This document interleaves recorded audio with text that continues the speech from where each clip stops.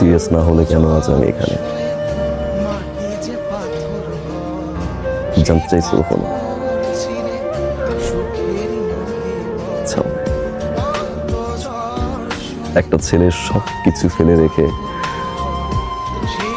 এত দূর থেকে এখানে চলে আসছে, বাসায় ঢোকার পর থেকে একের পর এক অপমান করে যাচ্ছে। 5টা বছর ভালোবাসছে, কিন্তু আমার ঘুমাতে হচ্ছে মফিকুল ভাই বলে।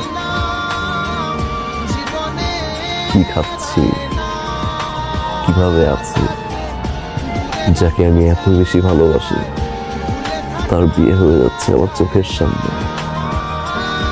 একটা বড় কি বোঝার ট্রাই করছে যে আমার ভিতরটা কেমন লাগছে। ভালোবাসার যত্ন নিয়ে নাকি শেষটা অনেক সুন্দর হয়। যত্ন নেওয়ার দায়িত্বটা আমি নিয়েছিলাম। বুড়ো আঙুল দেখিয়ে চলে আসছো তুমি।